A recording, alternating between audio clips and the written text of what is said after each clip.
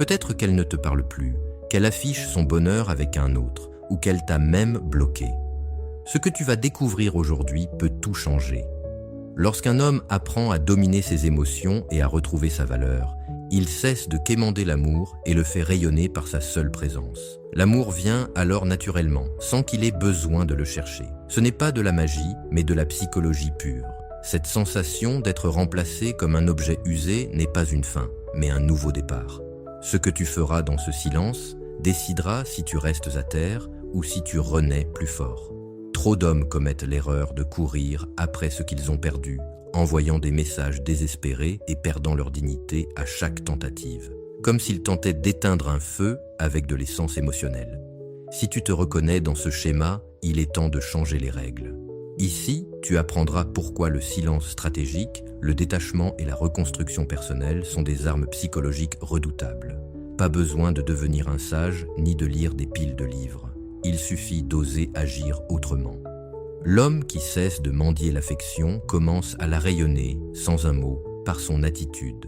Cette vidéo n'est pas pour ceux qui cherchent l'attention à tout prix, mais pour ceux qui veulent devenir une version authentique et puissante d'eux-mêmes, au point que même leur passé ne pourra s'empêcher de revenir. Ce n'est pas d'elle qu'il s'agit, mais de toi. Retrouve ton centre, car lorsque tu n'as plus besoin d'elle, c'est là qu'elle commence à avoir besoin de toi. Abonne-toi et active la cloche. Nous sommes là pour t'aider à reprendre le contrôle de ta vie et de tes relations.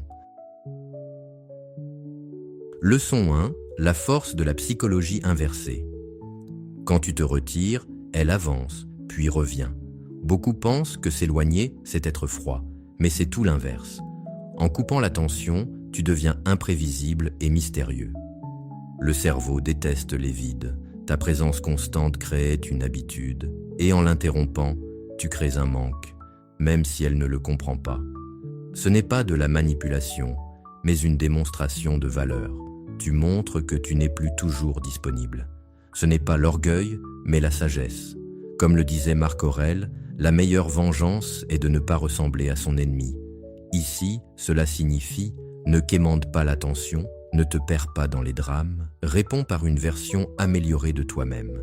Cette sérénité déstabilise. J'ai vu un homme passer de poèmes tristes à un silence total, s'inscrire à la salle de sport, lancer un projet et disparaître des réseaux. 2 semaines plus tard, elle, déjà avec un autre, lui a écrit « Tout va bien ? Ce que tu ne contrôles pas t'obsède. Applique le contact zéro pour de vrai. Ne regarde pas ses stories, ne fouille pas ses réseaux. Remplis ton temps de croissance. Ton retrait n'est pas de l'indifférence. C'est une stratégie. Ne cherche pas à être rappelé. Deviens impossible à oublier. Leçon 2. La renaissance personnelle. Elle ne revient pas vers l'homme qu'elle a quitté, mais vers celui que tu es devenu. Attends-tu encore son retour ou travailles-tu à devenir quelqu'un qu'elle ne pourra ignorer ? Beaucoup croient qu'un changement superficiel suffira. Mais pourquoi reviendrait-elle si rien n'a changé ? Si elle est partie, c'est qu'il manquait quelque chose. Ta confiance, ton énergie, ton essence. La renaissance personnelle n'est pas un stratagème pour la séduire, mais une nécessité pour toi.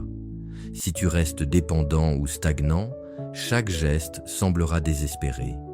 Mais en te reconstruisant avec détermination, tu deviens une version radicalement différente de toi-même. Cette transformation, elle la ressent même à distance. Ce n'est pas un message WhatsApp, c'est ta présence. C'est comme voir une maison en ruine se transformer en gratte-ciel. Majestueux, impossible de ne pas être impressionné. Comme le disait un philosophe, tant que tu vis, continue d'apprendre à vivre. La renaissance, c'est comprendre que la douleur ne te détruit pas, elle t'enseigne. J'ai connu un homme qui, après avoir perdu son emploi et sa partenaire, a touché le fond. Au lieu de s'effondrer, il a transformé son corps, appris une nouvelle discipline et lancé un projet. 1 an plus tard, elle est revenue. Il l'a simplement remerciée. Cette rupture l'avait réveillée. Elle cherchait l'homme qu'elle pensait connaître, mais elle a trouvé quelqu'un de plus fort, avec des objectifs clairs et une détermination inébranlable.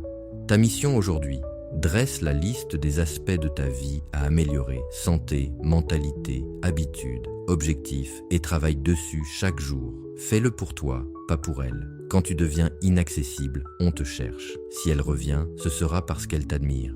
Construis une vie si puissante qu'elle devra te supplier d'en faire partie.